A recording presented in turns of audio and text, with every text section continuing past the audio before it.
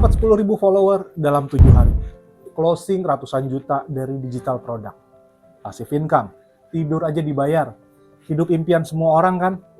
Dan ini yang jadi mayoritas konten yang seksi belakangan ini.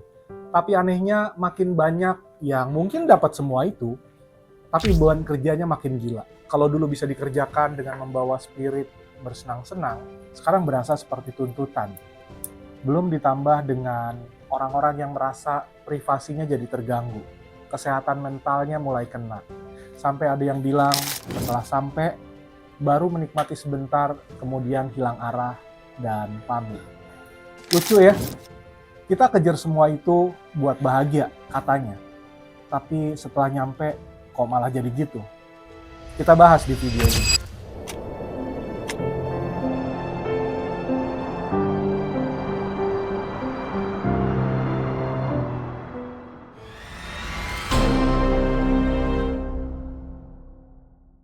Buka YouTube hari ini, beranda kita dipenuhi dengan video seperti cara jadi milioner sebelum usia 30. 10.000 follower dalam waktu singkat, bangun personal branding biar jadi sukses. Dan ini bukan salah siapa-siapa, memang begitulah arah dunia sekarang ini. Tujuan hidup pelan-pelan bergeser, jadi angka, jadi status, jadi validasi. Belakangan ini kita tumbuh dalam sebuah ekosistem yang bilang, kalau kamu belum punya impact, belum punya dampak, belum cepet naik, belum terlihat besar, kamu berarti ketinggalan. Tapi pertanyaan berikutnya, setelah semua itu tercapai, apa yang benar-benar berubah? Anthony Bourdain, chef dan storyteller dunia yang keliling dunia. Dia makan makanan terbaik setiap harinya di seluruh dunia. Dia dianggap menjalani hidup impian, tapi akhirnya ditemukan meninggal bunuh diri. Teman dekatnya bilang, he had everything, but something was missing inside. Emma Chamberlain, YouTuber global dengan jutaan fans, pernah vakum total karena merasa kosong dan kehilangan arah hidup. Padahal dari luar semua tampak sempurna. Ada lagi cerita yang gak jauh-jauh. Al-Qarin dulunya dikenal lewat gaya hidup glamor dan penuh kontroversi. Tapi setelah dia mencapai puncak, dia pernah ngaku bahwa ngerasa capek, ngerasa hampa, dan mulai mempertanyakan makna dari semua yang dia jalani. Gita Savitri, YouTuber yang lain, juga pernah bilang bahwa ekspektasi sosial media bisa bikin orang kehilangan arah. Semakin banyak validasi yang didapat, maka semakin besar kebingungan yang muncul setelahnya. Jadi apa iya kita sekarang ini memang sedang mengejar tujuan hidup? Atau barangkali kita cuma lagi ngikutin arah yang lagi rame?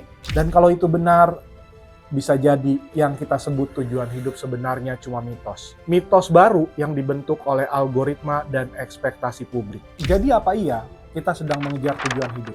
Atau barangkali kita cuma lagi ngikutin arah yang lagi rame? Dan kalau itu benar, bisa jadi yang kita sebut sebagai tujuan hidup sebenarnya cuma mitos baru yang dibentuk sama algoritma dan ekspektasi publik. Kita dibiasakan percaya bahwa semakin besar tujuan hidup kita, semakin besar juga kebahagiaan yang akan kita rasakan. Tapi kenyataannya banyak orang yang sudah mencapai tujuan besar, justru mereka jadi terobsesi dengan tujuan yang lebih besar lagi. Dan menjadikannya ini jadi proses kejar-mengejar dengan banyak tuntutan yang justru membuat mereka makin gak bahagia. Banyak dari mereka yang akhirnya sadar, yang mereka kejar selama ini ternyata bukan sesuatu yang berasal dari dalam diri mereka. Mereka hanya ngikutin arah yang paling sering ditonton, yang paling sering dipuji, dan yang paling menjual di internet, di sosial media. Ada studi dari Harvard yang berjalan lebih dari 80 tahun. Harvard Study of Adult Development. Studi itu nunjukin bahwa kekayaan, popularitas, atau kesuksesan yang bikin seseorang bahagia. Bukan itu ternyata, tapi kualitas hubungan sosial dan keintiman emosional. Bukan tentang angka, tapi tentang keterhubungan. Artinya, kamu bisa punya 1 juta subscriber. Tapi kalau kamu nggak punya satu orang yang benar-benar ngerti isi kepala kamu, isi hati kamu, rasanya kamu akan tetap kosong. Kita bisa duduk di kursi CEO, jadi direktur utama, komisaris utama, kayak beberapa orang wakil menteri itu. Tapi kalau pulang ke rumah dan nggak tahu siapa yang bisa diajak cerita, kita akan tetap ngerasa sendirian. Ada sudut pandang yang terbentuk dan banyak yang percaya sudut pandang ini, bahwa kesuksesan akan otomatis bawa kita pada kedamaian. Kita kejar panggung, kita bangun personal branding, kita edit hidup kita lah supaya kelihatan ideal di layar. Tapi kita lupa nanya satu hal yang jujur, apakah ini yang benar-benar membuat saya lebih hidup? Dari sebuah training pengembangan diri yang waktu itu saya ikuti, saya kenal seseorang yang punya cita-cita bangun startup sendiri. Visinya keren, dia bikin platform yang bantu banyak orang lebih produktif. Dia bantu sistem bisnis jadi lebih efisien. Kantornya di daerah Kemang. Dia kerja siang malam, dia ngumpulin tim, dia dapat investor, dan 4 tahun kemudian perusahaannya diakuisisi. Banyak yang bilang dia sukses, punya uang, bisa keliling dunia, bebas waktu. Tapi di tengah kebebasan itu, kabar mengagetkan malah datang. Istrinya mengajukan gugatan cerai. Dia jadi bingung, sampai dia cerita, gua kerja padahal buat dia loh. Gua ngerasa jelas karena ada yang gua kejar gila-gilaan. Tapi sekarang setelah semuanya tercapai, malah istri gua minta cerai. Gitu jadi ceritanya. Jadi dia nggak tahu lagi harus bangun pagi itu buat apa. Dan ternyata dia bukan lagi mencari dampak, bukan lagi nyari impact. Dia cuma lagi ngejar validasi. Dan setelah nggak ada lagi yang perlu dibuktiin, hidupnya jadi terasa kosong. Dan satu cerita lagi tentang seorang YouTuber terkenal. Subscribernya udah jutaan. Dia tampil di TV sebelumnya, brand masuk silih berganti bareng sama istrinya, dan anaknya waktu itu ikut masuk juga. YouTuber ini juga saya kenal dari tempat training yang sama. Dari luar, hidupnya seperti role model lah. Orangnya baik, bijak, dia sering ngasih giveaway, hadiah dadakan. Dan kadang-kadang nominalnya gila-gilaan. Keluarganya harmonis, kontennya keren, bahkan sering dijadikan panutan soal life balance. Tapi lalu muncul gosip rumah tangganya berantakan. Katanya istrinya selingkuh dengan orang dekat. Dan saya juga tahu siapa orang yang dekat itu, meskipun mungkin saya agak ragu ya, apa benar ada hubungan antara istrinya dengan orang ini. Dan semuanya terbongkar di publik bukan lewat sebuah klarifikasi, tapi lewat gosip yang meledak. Yang mana yang benar, nggak tahu juga kita. Tapi kesimpulan awal dari saya, sebagai kepala rumah tangga, sebagai source-nya, sebagai sumbernya, dia udah mulai kehilangan kontrol. Dia mulai kehilangan kendali buat kehidupan pribadinya. Dan waktu itu dia bilang satu hal yang masih saya ingat. Dia bilang gini kayak, gua terlalu fokus bikin konten yang bagus, tapi gua lupa ngerapiin hidup gua sendiri. Kita bisa lihat, ternyata punya semuanya tapi tetap ngerasa kehilangan arah. Kalau yang kita kejar sekedar citra, sekedar pengakuan, atau buah dari hasil membandingkan. Bukan sesuatu yang murni, bukan sesuatu yang jujur dari dalam, dari lapisan terdalam diri kami. Dari semua cerita tadi, kesadaran yang muncul jadinya kayak gini. Kayaknya selama ini kita keliru mengira bahwa hidup itu soal pencapaian yang besar, soal menemukan tujuan hidup yang megah, padahal bisa jadi yang kita butuhin justru hal-hal sederhana. Mungkin tentang kejujuran, bukan tentang pencapaian besar yang bikin kita merasa hidup, tapi mungkin saat-saat kecil yang kita jalani dengan perasaan yang jujur. Saat kita bisa ngobrol tanpa topeng, saat kita ngopi bareng teman kita, cerita ngalor ngidul, ketawa tanpa agenda. Atau menulis tanpa sensor, atau barangkali cuma duduk sendirian dan jujur bertanya tentang pertanyaan yang mungkin dianggap aneh. Kayak, apa kabarnya kamu hari ini? Apa yang bagus yang kamu kerjain hari ini? Dan ini yang saya temukan dari banyak journaling yang saya tulis. Bahwa seringkali saya nggak butuh jawaban besar, saya cuma butuh berhenti sebentar dan ngelakuin nulis. Hari ini saya bingung, hari ini saya senang, hari ini saya capek, hari ini saya khawatir. Dan dari situ kalau mulai dilatih, maka akan mulai terasa bahwa hal hidup bukan sesuatu yang harus kita temukan di luar, tapi sesuatu yang perlu kita bangun pelan-pelan. Dari dalam, lewat hal-hal kecil, lewat kejujuran yang gak kelihatan keren, tapi terasa benar. Gak perlu melihat jauh ke depan. Ini sama seperti kayak kita bawa mobil mau ke Surabaya atau mau ke Bandung dari Jakarta di tengah malam. Yang kita lihat di jalanan itu mungkin cuma dari sorotan lampu berjarak 40 meter atau 100 meter lah untuk lampu jauh. Segitu aja kan yang bisa kita lihat. Tapi kita terus jalan. Kita nggak mengkhawatirkan hal-hal di luar dari jarak sorotan lampu. Meskipun akhirnya kita sampai juga kan nanti. Ada yang nanya ke saya waktu itu, emang bisa ya mas hidup berubah cuma gara-gara journaling? Cuma gara-gara menulis apa yang kita mau tulis, apa yang kita pikirin, apa yang kita rasain. Dan saya jawab, bukan journalingnya yang bikin kamu berubah, tapi orang yang terus konsisten ngobrol sama dirinya sendiri dia nggak akan mungkin hidupnya sama. Karena journaling cuma alat bantu. Yang bikin berubah itu kebiasaan kamu buat jujur sama diri sendiri.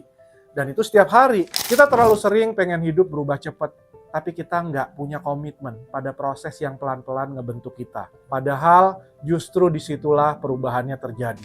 Bukan di hari di mana kamu mengawali menulis satu halaman penuh, tapi barangkali mungkin di hari ke-17, di hari ke-20, di hari ke-30. Waktu kamu memutuskan untuk tetap nulis.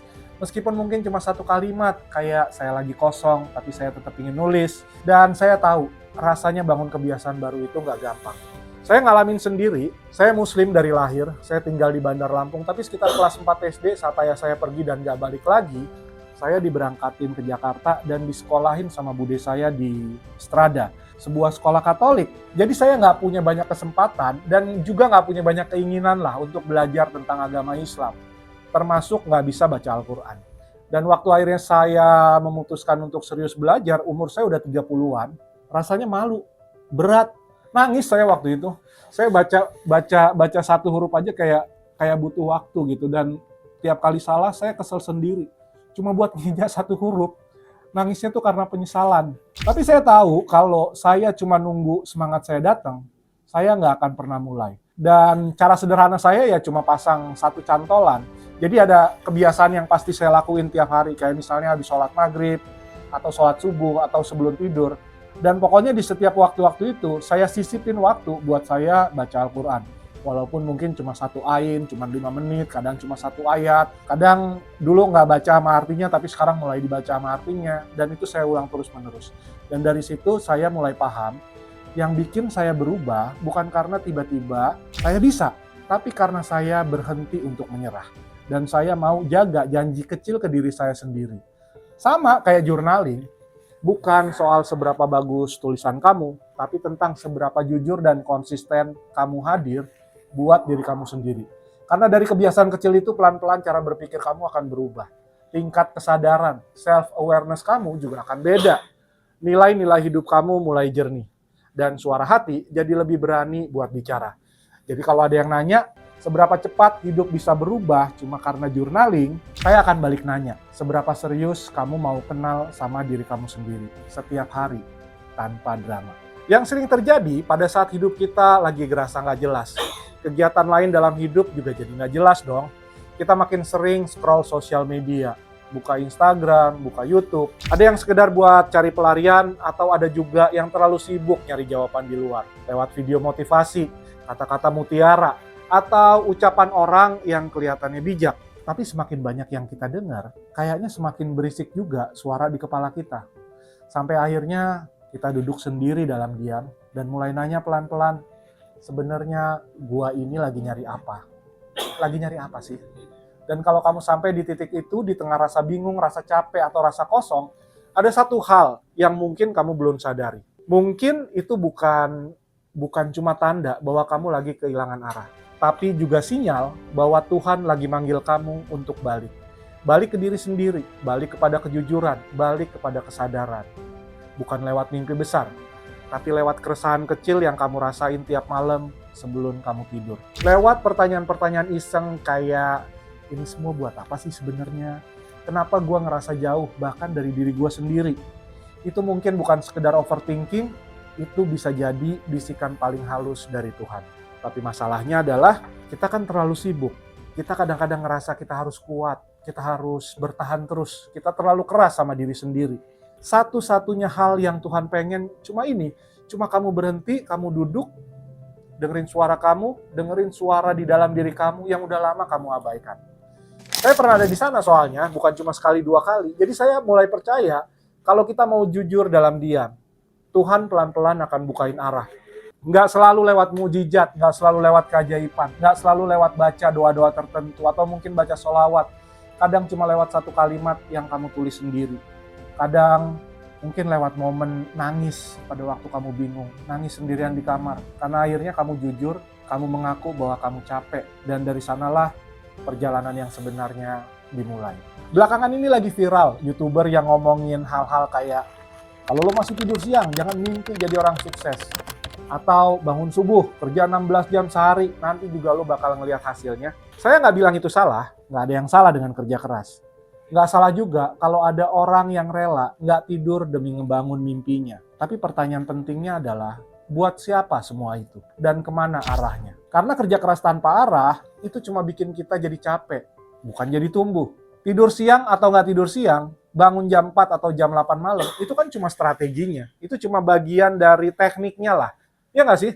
Yang jauh lebih penting adalah, kamu tahu nggak sebenarnya kamu mau hidup kamu kayak apa? Karena kan gini ya, kita sering dikasih narasi bahwa tujuan hidup itu harus sesuatu yang besar. Harus berani, harus menginspirasi banyak orang. Harus bisa meninggalkan warisan. Harus terdengar megah kalau ditulis di bio Instagram. Padahal setelah semua pencarian itu, saya justru nemuin hal yang berbeda. Bahwa nggak semua orang butuh panggung untuk merasa hidup. Kadang tujuan hidup yang paling jujur adalah saat kamu bisa bangun pagi dengan tenang. Ngerjain hal-hal kecil yang kamu tahu, ini sesuatu yang benar buat kamu. Dan malamnya kamu bisa tidur dalam keadaan damai, tanpa harus dikejar-kejar target, tanpa harus berpura-pura jadi siapa-siapa. Dan mungkin itu cukup. Nggak harus jadi revolusioner, nggak harus masuk TEDx, nggak harus viral. Yang penting jujur. Karena yang benar-benar bikin hidup terasa berarti bukan apa yang kamu capai, tapi siapa yang kamu izinkan untuk kamu temui di dalam dirimu sendiri. Kalau kamu sampai di titik ini dan masih ngerasa bahwa hidupmu belum jelas mau kemana, ini bukan tanda kamu gagal. Ini mungkin tanda kamu siap untuk mulai. Bukan mulai dari jawaban, tapi dari pertanyaan. Dan kalau kamu pengen tahu, kamu lagi ada di mana sekarang, dalam level kejelasan arah hidup, langkah kecil yang bisa kamu ambil hari ini adalah ikutin Life Clarity Test yang sudah saya siapkan. Bukan untuk menilai kamu, tapi buat bantu, buat ngelihat lebih jernih arah mana yang sebenarnya kamu cari selama ini. Linknya sudah saya taruh di deskripsi video ini. Ini gratis, nggak bayar, isi aja dengan jujur.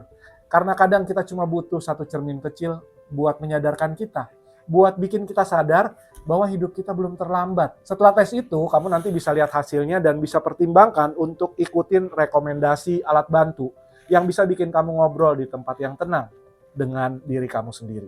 Sebelum saya akhiri video ini, coba jujur sebentar.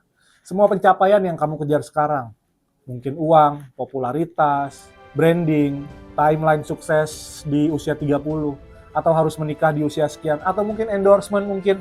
Kamu kejar itu karena mau kamu, atau karena kamu takut dibilang gagal. Kalau jawabannya yang kedua, hidup kamu akan capek terus. Bukan karena kamu nggak kuat, tapi karena kamu terus menekan suara hati sendiri. Demi memenuhi ekspektasi yang bahkan nggak kamu setujui dari awal. Tujuan hidup yang sebenarnya kan nggak selalu kelihatan keren. Kadang dia kecil, kadang nggak kedengeran, senyap. Tapi saat kamu hidup di dalamnya, kamu ngerasa penuh, kamu ngerasa utuh. Dan mungkin tujuan itu bukan sesuatu yang harus kamu temukan jauh-jauh di luar sana, tapi cukup kamu jujur dengan mendengarkan suara kecil di dalam sini. Di dalam sini, di dalam sini. Kalau kamu siap mulai aja dulu. Nggak perlu terburu-buru, mulai pelan-pelan. Bisa dari satu pertanyaan atau satu langkah. Isi tes kejelasan hidup yang udah saya siapin misalnya. Mungkin selama ini Tuhan nggak pengen kamu langsung dapat semua jawabannya. Mungkin dia justru pengen kamu ngerasain dulu semua pengalaman itu. Pengalaman kebingungan, pengalaman sepi, pengalaman capek yang nggak bisa dijelasin, pengalaman rasa kosong. Biar kamu tahu gimana rasanya kehilangan arah. Supaya pada saat kamu akhirnya nemu arah yang benar-benar dari hati, kamu bakal ngehargain, kamu bakal memberikan penghargaan pada setiap langkahnya. Karena jawaban dari Tuhan itu nggak selalu muncul dalam bentuk keajaiban. Kadang dia cuma pengen kamu cukup tenang buat bisa dengar suaranya dari dalam diri kamu sendiri. Dan kalau hari ini kamu ngerasa kosong, mungkin itu bukan akhir, tapi itu adalah undangan. Undangan dari Tuhan untuk menuju ke arah yang sudah dibukakan olehnya. Sampai sini dulu video kita kali ini. Semoga video yang agak panjang ini jadi pencerahan buat kita semua. Kasih like dan subscribe biar nggak ketinggalan komentar atau pertanyaan. Akan menyenangkan buat saya kalau ada pertanyaan untuk membuka ruang kita berdiskusi. Saya tunggu komentar kalian. Jangan lupa subscribe. Kita ketemu di video berikutnya. Saya Mas Yud dari Tujuanko. Salam kejelasan.